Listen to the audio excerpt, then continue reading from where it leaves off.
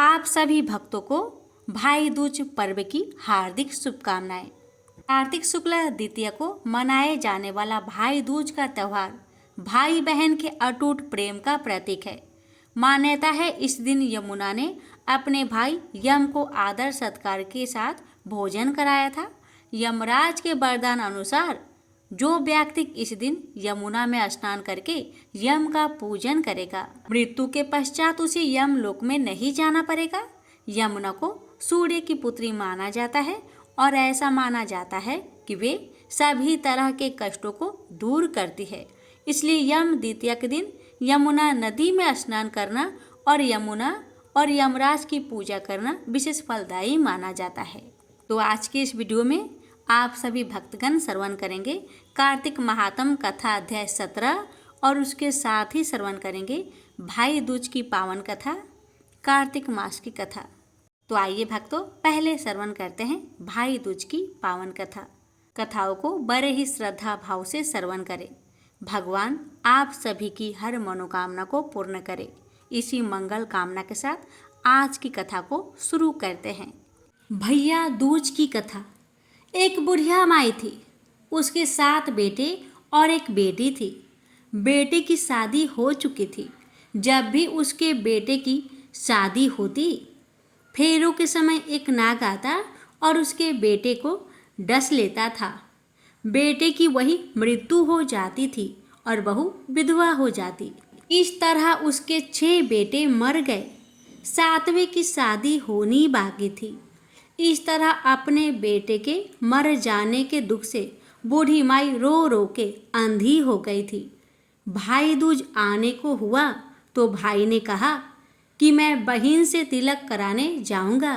माँ ने कहा ठीक है। उधर जब बहन को पता चला कि उसका भाई आ रहा है तो वह खुशी से पागल होकर पड़ोसन के यहाँ गई और पूछने लगी कि जब बहुत प्यारा भाई घर आए तो क्या बनाना चाहिए। पड़ोसन उसकी खुशी को देखकर जल भून गई और कह दिया कि दूध से रसोई लीप, घी में चावल पका। बहन ने ऐसा ही किया। उधर भाई जब बहन के घर जा रहा था तो उसे रास्ते में सांप मिला। सांप उसे डसने को हुआ। भाई बोला, तुम मुझे क्यों डस रहे हो? सांप बोला, मैं तुम्हारा काल हूँ और मैं तुझे डसूंगा। भाई बोला, मेरी बहन मेरा इंतजार कर रही है।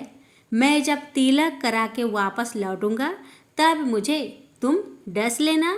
भाई की बात सुन सांप ने कहा, भला आज तक कोई अपनी मौत के लिए लौट के आया है जो तुम आओगे? भाई ने कहा, नहीं। अगर तुझे मुझ पर यकीन नहीं है तो तू मेरे झोले में बैठ जा। तब मैं अपने बहन के तिलक कर लूँ, तब तू मुझे डस लेना। सांप ने ऐसा ही किया।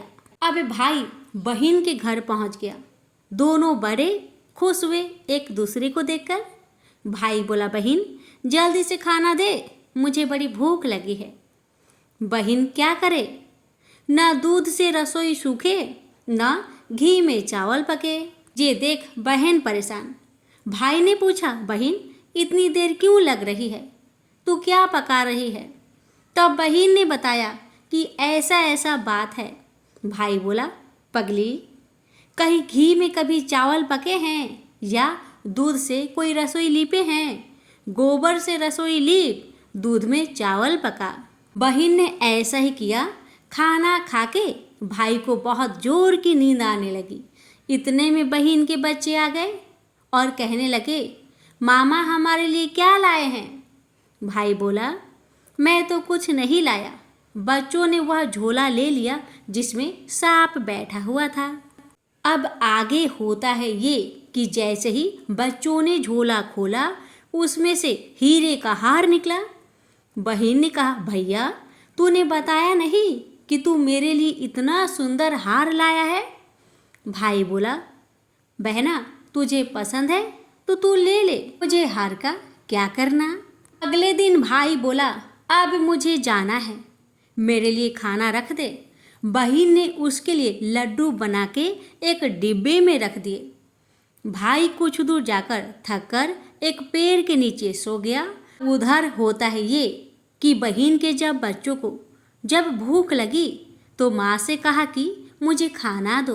माँ ने कहा खाना अभी बनने में देर है। तो बच्चे बोले कि मामा के लिए जो रखा था वही दे दो। तो वह बोली कि लड्डू बनाने के लिए बाजरा पीसा था, वह वहीं पड़ा है, चक्की में जाकर खा लो। बच्चे ने देखा कि चक्की में तो सांप की हड्डियां पड़ी है। ये देखकर बच्चे अपने माँ को आकर बताए तो वह पागल सी हो गई। भाई के पीछे भागी, रास्ते भर लोगों से पूछती कि किसी ने मेरा गैल बाटोई देखा, किसी ने मेरा बाबरा सा भाई देखा। तब एक ने बताया कि कोई लेटा तो है पेड़ के नीचे, देख ले कहीं वही तो तेरा भाई नहीं। बेचारी बहन भागी भागी पेड़ के नीचे पहुंची, अपने भाई को नींद से उठाई और कहने लगी, भैया भैया ये तूने मेरे लड्डू तो नहीं खाए। भाई बोला, ये ले तेरे लड्डू, नहीं खाए मैंने, ले दे के लड्डू ही तो दिए थे, उसके पीछे पीछे भी तुम यहाँ आ गई। बहन बोली, नहीं भाई तू झूठ बोल रहा है, जरूर तूने खाया है, अब तो मैं तेरे साथ चलूँगी। भाई बोला, तू ना मान रही है तो चल फिर। चलते चलते बहन को प्यास लगती है, वह भाई को कहती है कि मुझे पानी पीना है। भाई बोला, अब मैं यहाँ तेरे लिए पानी कहाँ से लाऊं? देख दूर कहीं चील उड़ रही है, चली जा, वहाँ शायद तुझे पानी मिल जाए। तब बहन वहाँ गई और पानी पीकर जब लौट रही थी तो उसने रास्ते में देखा कि एक जगह जमीन में 6 सिलाई गढ़ी है और एक बिना गढ़े रखी हुई थी। उसने एक बुढ़िया से पूछा कि ये सिलाई कैसी है। उस बुढ़िया ने बताया कि एक बुढ़िया है, उसके 7 बेटे थे, 6 बेटे तो शादी के मंडप में ही मर चुके हैं, तो उनके नाम की ये सिलाई जमीन में गड़ी है। अभी 7वें की शादी होनी बाकी है, जब उसकी शादी होगी तो वह भी मंडप में ही मर जाएगा, तब यह 7वीं सिला भी जमीन में गिर जाएगी। यह सुनकर बहन समझ गई ये सिलाई किसी और की नहीं बल्कि उसके भाइयों के नाम की है। उसने उस बुढ़िया से अपने 7वें भाई को बचाने का उपाय पूछा। बुढ़िया ने उसे बतला दिया कि वह अपने 7वें भाई को कैसे बचा सकती है। सब जानकर वह वहाँ से अपने बाल खोले करके पागलों की तरह अपने भाई को गालियाँ देती हुई चली। भाई के पास आकर बोली, तू तो जलेगा, कूटेगा, मरेगा। भाई उसके ऐसे व्यवहार को देखकर चौंक गया और उसे कुछ समझ नहीं आया। इसी तरह दोनों भाई बहन माँ के घर पहुँच गए।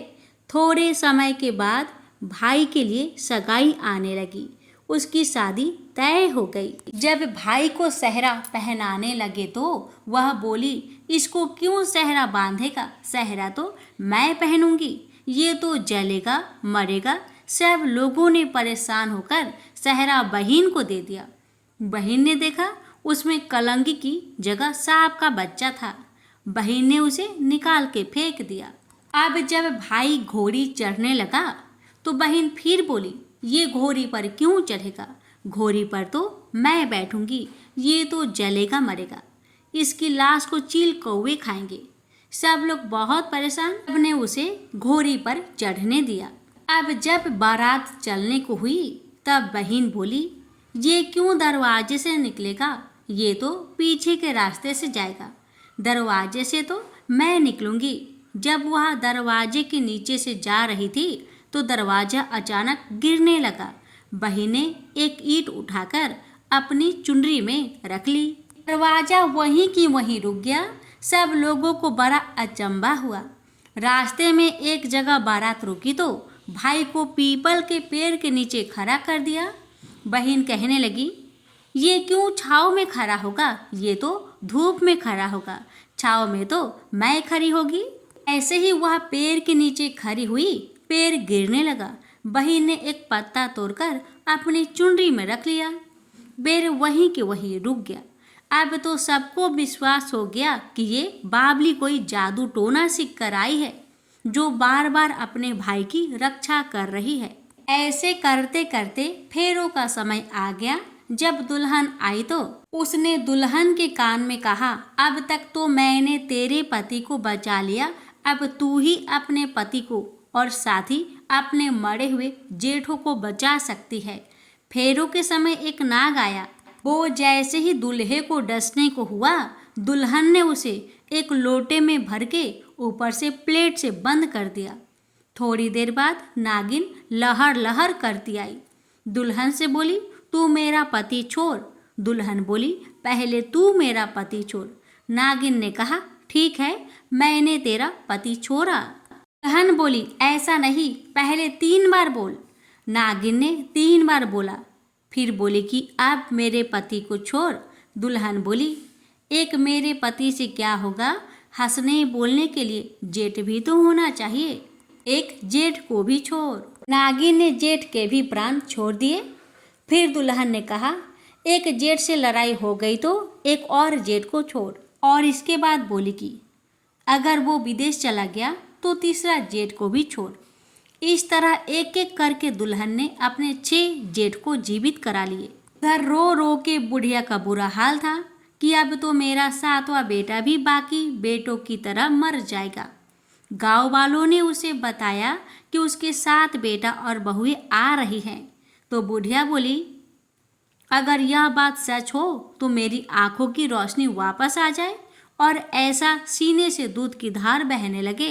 ऐसा ही हुआ। अपने सारे बहू बेटों को देखकर वह बहुत खुश हुई। बोली, ये सब तो मेरी बाबली का किया है। कहाँ है मेरी बेटी? सब बहन को ढूंढने लगे। देखा तो वह भूसे की कोठरी में सो रही थी। जब उसे पता चला कि उसका भाई सही सलामत है तो वह अपने घर को चली। उसके पीछे पीछे सारी लक्ष्मी भी जाने लगी। बुढ़िया ने कहा, बेटी पीछे मुड़ के तो देख, तू सारी लक्ष्मी ले जाएगी तो तेरे भाई भाभी क्या खाएंगे? अब बहन ने पीछे मुड़कर देखा और कहा, जो माँ ने अपने हाथों से दिया वह मेरे साथ चल, बाद बाकी का भाई भाभी के पास रहे। इस तरह एक बहन ने अपनी भाई की रक्षा की। हे भगवान, जिस तरह आपने उस भाई की रक्षा की, वैसे ही आपकी कथा को सुनने वाले, कहने वाले, हुक्कार भरने वाले सभी की बहनों की भाई की रक्षा करना। चंद्रगुप्त भगवान जी की कथा। एक बार युधिष्ठिर जी भीष्म जी से बोले, हे पितामह, आपकी कृपा से मैंने धर्म शास्त्र सुने, परंतु यम द्वितीय का क्या पुण्य है, क्या फल है, यह मैं सुनना चाहता हूँ। आप कृपा करके मुझे विस्तार पूर्वक कहिए। भीष्म जी बोले, तूने अच्छी बात पूछी है, मैं उत्तम व्रत को विस्तार पूर्वक बताता हूँ। कार्तिक मास के उजले और चैत्र के अंधेरे की पक्ष जो द्वितीया होती है वह यम द्वितीया कहलाती है। युधिष्ठिर बोले, उस कार्तिक की उजले पक्ष की द्वितीया में किसका पूजन करना चाहिए और चैत्र महीने में यह व्रत कैसे हो, इसमें किसका पूजन करे? भीष्म जी बोले, हे युधिष्ठिर, पुराण संबंधी कथा कहता हूँ, इसमें संशय नहीं है कि इस कथा को सुनकर प्राणी सब पापों से छूट जाता है। सतयुग में नारायण भगवान से, जिनकी नाभि में कमल है, उनसे 4 मुंह वाले ब्रह्मा जी उत्पन्न हुए, जिनसे वेद वेता भगवान ने चारों वेद कहे। नारायण बोले, हे ब्रह्मा जी, आप सबकी तुरीय अवस्था, रूप और योगियों की गति हो, मेरे आज्ञा से संपूर्ण जगत को शीघ्र रचो। हरि के ऐसे वचन सुनकर हर्ष से प्रफुल्लित हुए ब्रह्मा जी ने मुख से ब्राह्मणों को, बाहुओं से क्षत्रियों को, जांघाओं से वैश्यों को और पैरों से क्षुद्र को उत्पन्न किया। उनके पीछे देव, गंधर्व, दानव, राक्षस, सर्प, नाग, जल के जीव, स्थल के जीव, नदी, पर्वत और वृक्ष आदि को पैदा कर मनु जी को पैदा किया। इनके बाद दक्ष प्रजापति जी को पैदा किया और तब उनसे आगे और सृष्टि उत्पन्न करने को कहा। दक्ष प्रजापति से 60 कन्याएं उत्पन्न हुई, जिनमें से 10 धर्मराज जी को, 13 कश्यप को और 27 चंद्रमा को दी। कश्यप जी से देव, दानव, राक्षस, इनके सिवाय और भी गंधर्व, पिशाच, गौ और पंछियों की जातियां पैदा हुई। धर्मराज को धर्म में प्रधान जानकर सबके पितामह ब्रह्मा जी ने उन्हें सब लोकों का अधिकार दिया और धर्मराज से कहा कि तुम आलस्य त्याग कर काम करो। जीवों ने जैसे तैसे शुभ व अशुभ कर्म किए हैं, उसी प्रकार न्याय पूर्वक वेद शास्त्रों में कही विधि के अनुसार कर्ता को कर्म का फल दो और सदा मेरी आज्ञा का पालन करो। ब्रह्मा जी की आज्ञा सुनकर बुद्धिमान धर्मराज ने हाथ जोड़कर सबके परम पूज्य ब्रह्मा जी को कहा, हे प्रभु, मैं आपका सेवक निवेदन करता हूँ कि इस सारे जगत के कर्मों का विभाग पूर्वक फल देने की जो आपने मुझे आज्ञा दी है वह एक महान कर्म है। आपकी आज्ञा सिरोधार्य कर मैं यह काम करूँगा जिससे कि कर्ताओं को फल मिलेगा। परंतु पूरी सृष्टि में जीव और उनके देह भी अनंत है। देश काल, ज्ञात अज्ञात आदि भेदों से कर्म भी अनंत है। उनमें कर्ता ने कितने किए हैं, कितने भोगे, कितने शेष है और कैसा उनका भोग है, तथा इन कर्मों के भी मुख्य व गौण भेद से अनेक हो जाते हैं। एवं कर्ता ने कैसा किया, स्वयं किया या दूसरे की प्रेरणा से किया, यदि कर्म चक्र महागहन है, अतः मैं अकेला किस प्रकार इस भार को उठा सकूंगा। इसलिए मुझे कोई ऐसा सहायक दीजिए जो धार्मिक, न्यायी, बुद्धिमान, शीघ्रकारी, लेख कर्म में विज्ञ, चमत्कारी, तपस्वी, ब्रह्मनिष्ठ और वेद शास्त्रों का ज्ञाता हो।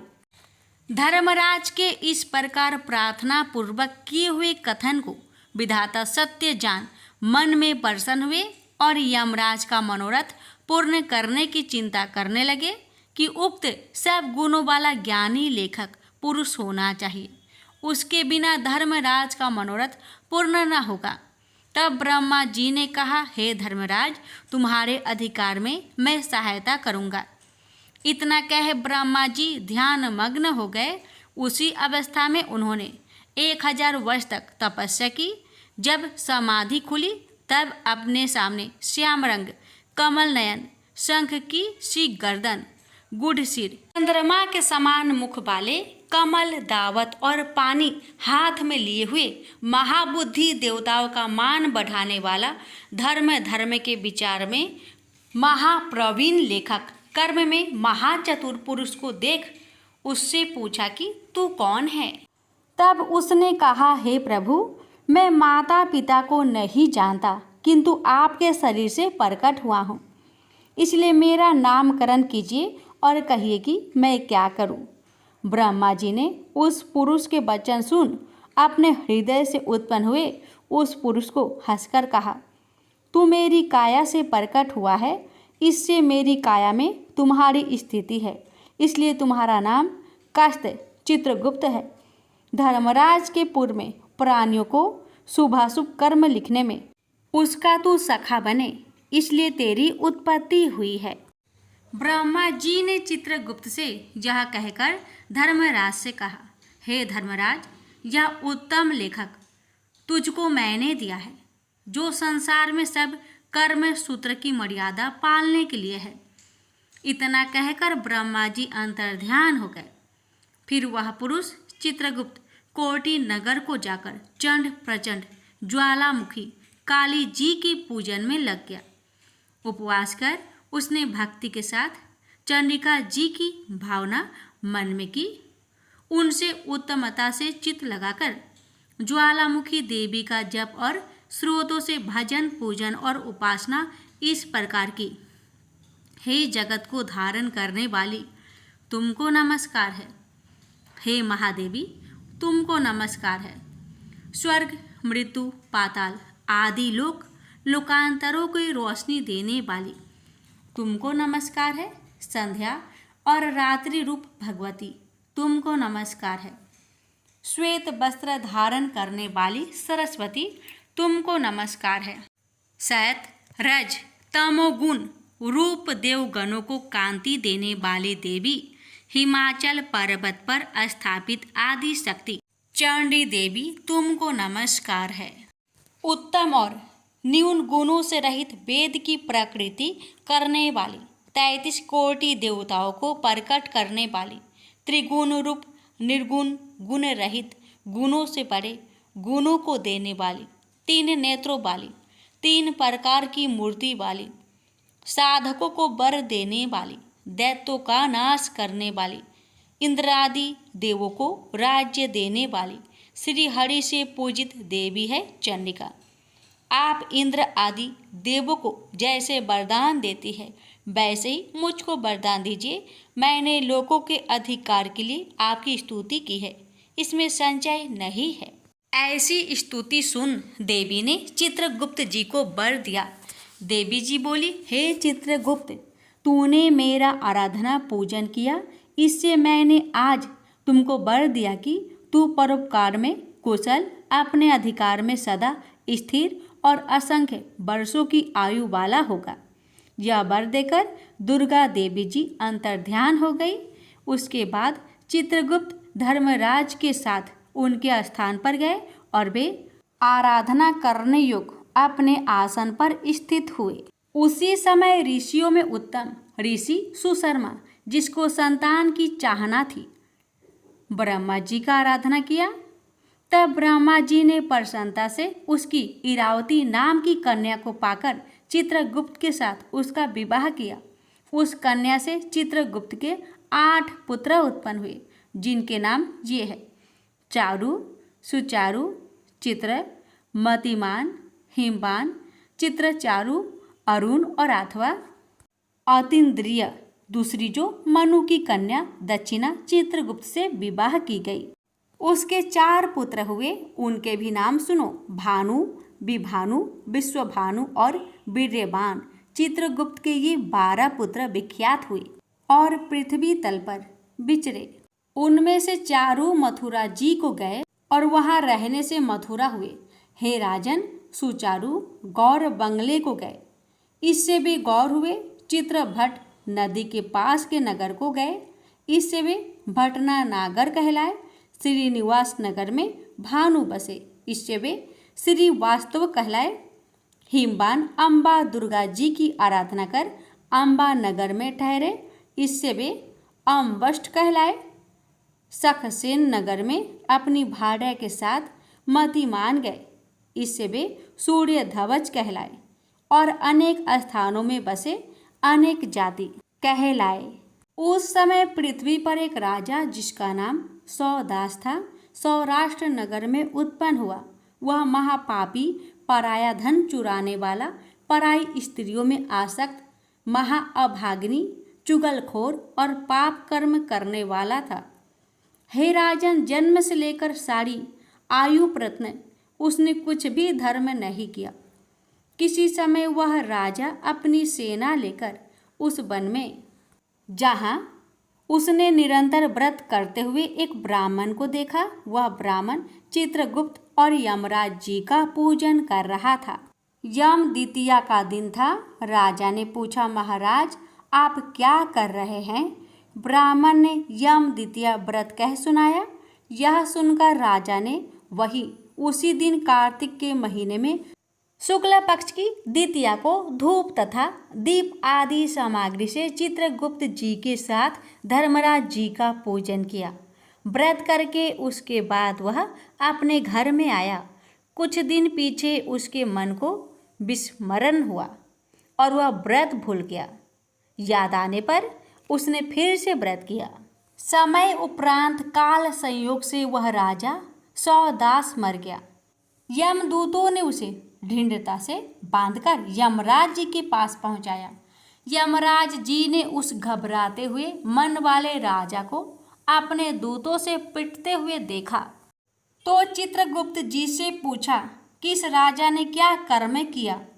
उस समय धर्मराज जी का वचन सुन चित्रगुप्त जी बोले, इसने बहुत ही दुष्कर्म किए हैं। परंतु देव योग से एक व्रत किया है जो कार्तिक के शुक्ल पक्ष में यम द्वितीया होती है। उस दिन आपका और मेरा गंध, चंदन, फूल आदि सामग्री से एक बार भोजन के नियम से और रात्रि में जागने से पूजन किया। हे देव, हे महाराज, इस कारण से यह राजा नरक में डालने योग्य नहीं है।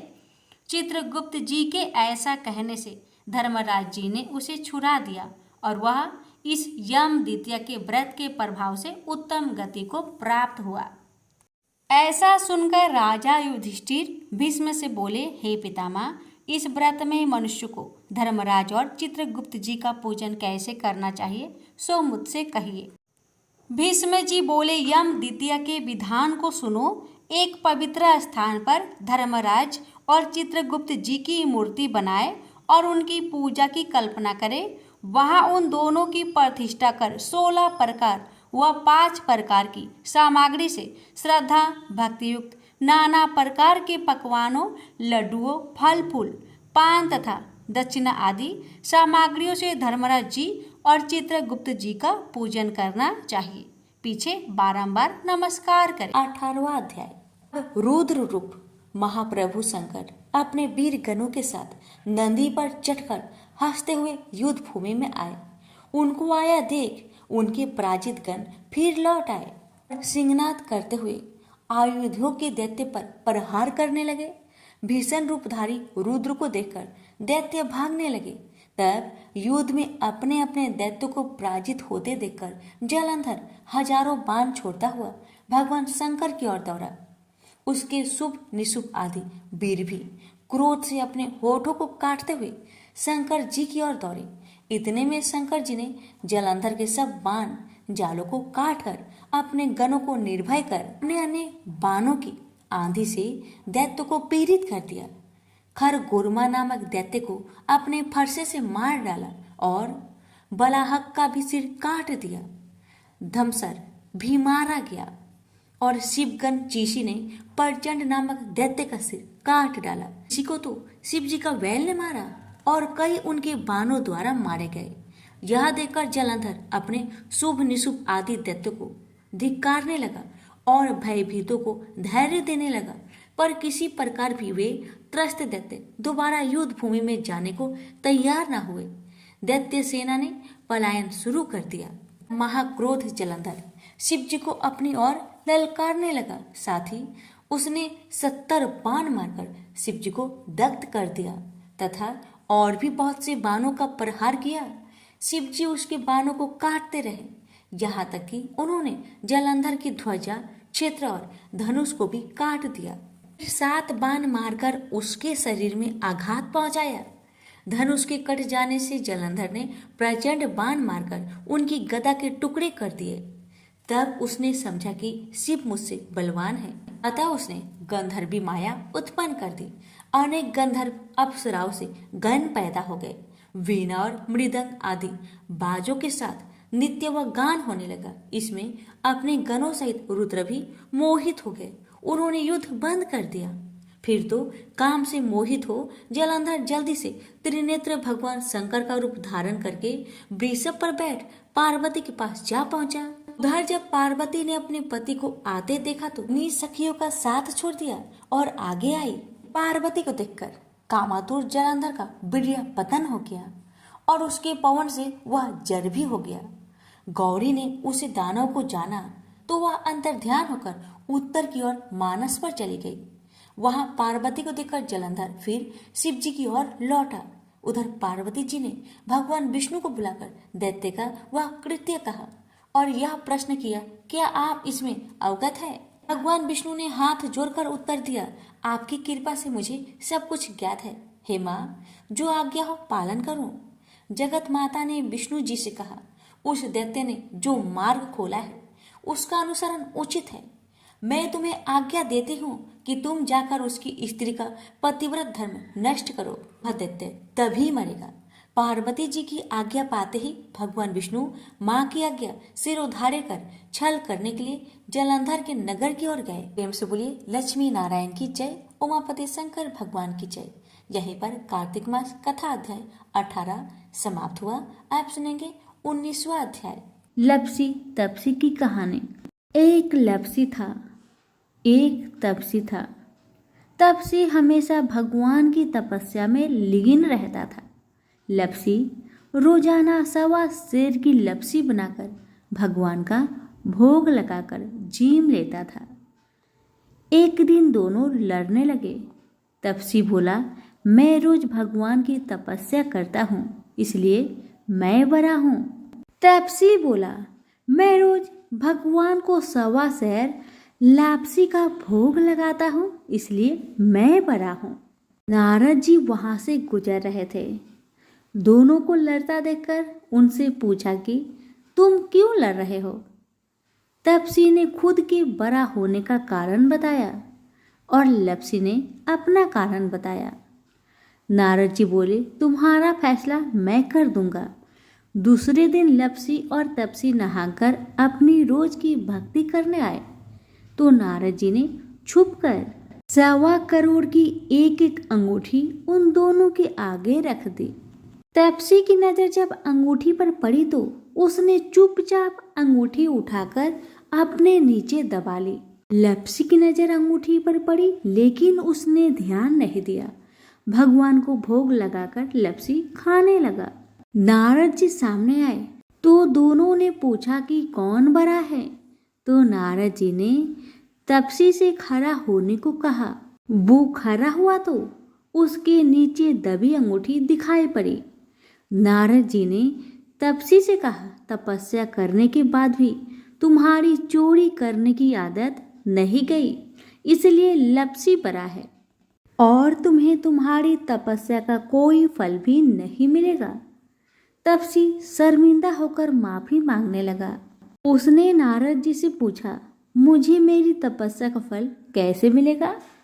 नारद जी ने कहा, यदि कोई गाय और कुत्ते की रोटी नहीं बनाएगा तो फल तुम्हें मिलेगा।